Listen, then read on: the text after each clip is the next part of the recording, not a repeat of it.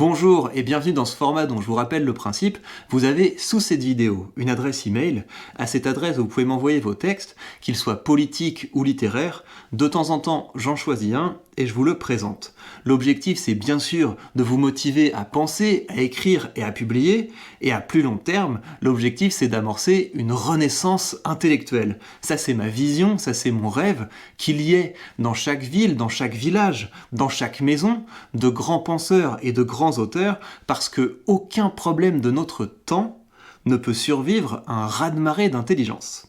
Aujourd'hui, je vous propose qu'on parte en voyage avec le texte d'Ambroise, qui m'a envoyé une nouvelle d'aventure. Cette nouvelle s'appelle La pataugeoire du diable. Je l'ai choisie car, comme vous le verrez, c'est bien écrit et c'est engageant, mais je l'ai aussi choisi parce que l'auteur y fait un choix que je vois souvent chez ceux qui se lancent dans l'écriture. Et peut-être que je le vois un peu trop souvent. Mais pour l'heure, laissez-vous porter, on met les voiles. Sous un ciel profond que les javelots de Zeus déchirent, le vent affolé ébouriffe les flots. Debout devant la barre de son vaisseau, piqué par les aiguilles de pluie, le Bosco fait face à la tempête. Enveloppé d'un ciré noir solidement boutonné, le boussingot vissé sur la tête, il contemple cette fantasmagorie climatique. Les grondements divins, l'effluve des nuages poudre à canon, l'éclat des lames menaçantes faisaient sursauter son âme. Il paraît stoïque pourtant. Sur le pont, son équipage se cramponne comme il le peut. Les creux des vagues, gueules monstrueuses, pourraient engloutir une flotte entière. Cape Doctor, le maître pilote, venu prévenir le Bosco, lui annonce à voix forte « Nous y sommes, capitaine !» Il était temps. Faites descendre l'équipage dans la cale, ordonne l'homme en ciré. Cape Doctor hurle l'ordre aux marins qui disparaissent aussitôt par une trappe, suivi du capitaine et de son second. Le pont du navire, ainsi déserté, le vieux gréement à la dérive a des allures de vaisseau fantôme. Le vent ulule dans la mâture pour intimider les mortels. La houle lèche goulûment la coque. Le diable en personne anime les éléments. Oh, le mauvais présage! Soudain, la barre se met à tourner comme une roulette russe. Le bois craque et se fend, les mâts se disloquent, Misaine, Artimon et Tourmentin se diluent dans l'eau salée. La coque s'ouvre comme une noix. Apparaît alors un submersible taillé comme un bombardier furtif. Ses ailerons aiguisés, sa poupe effilée, sont prêts à percer la surface. Sur son fuselage, les lettres de son nom s'immergent peu à peu, le 50e hurlant.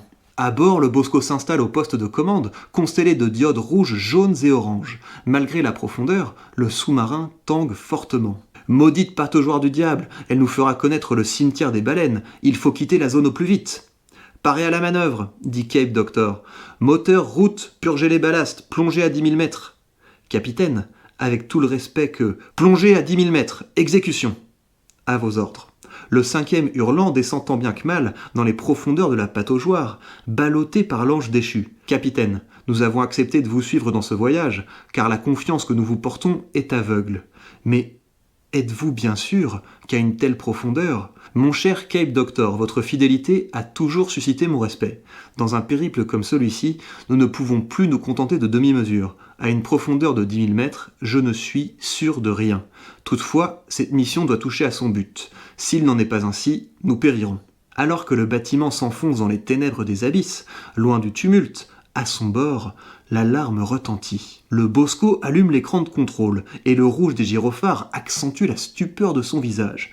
Un gigantesque tentacule noir, bardé de ventouses blanches, s'enroule autour de la carlingue. « Saperlotte est parbleu, une silifandre !» s'écrie-t-il. « 40 ans que je drague les océans pour prouver son existence, et elle choisit le seul jour de ma vie où je ne m'intéresse pas à elle pour se montrer. Foutue bestiole !»« Que va-t-on faire, capitaine ?» Mon garçon, le capitaine est interrompu par un grand cri. « Oh my God, dans quel état t'as foutu la salle de bain? Je te préviens, t'as intérêt à passer la serpillière ou je te laisserai plus jouer dans ton bain. Et quand tu auras fini, je t'en prie, viens m'aider. Je n'arrive pas à cuisiner avec les gosses qui jouent dans mes pattes. » « J'arrive, ma chérie. » La porte de la salle d'eau se referme. Et oui, capitaine Bosco, à chacun sa silifandre. Bien, comme je vous le disais, je trouve que c'est du bon travail. Je dirais juste qu'il y a quelques passages que l'auteur pourrait simplifier. Vous le voyez, l'auteur a fait le choix d'utiliser un vocabulaire riche, des images audacieuses, et des fois ça fonctionne très bien. Par exemple, sous un ciel profond que les javelots de Zeus déchirent, le vent affolé ébouriffe les flots. Ça c'est très bien, c'est une bonne description d'une tempête, on voit bien l'orage, on voit bien les vagues, ça fonctionne parfaitement. les vagues gueules monstrueuses, ça je trouve aussi que ça marche très bien. Par contre, je trouve que, enveloppé d'un ciré noir solidement boutonné, le boussingot vissé sur la tête, il contemple cette fantasmagorie climatique. Je trouve que fantasmagorie climatique, c'est moins clair. On a plus de mal à visualiser, à percevoir l'idée qu'avait l'auteur. Mais ce que je tiens à vous dire ici, c'est vraiment à vous encourager de faire précisément ce qu'a fait l'auteur ici.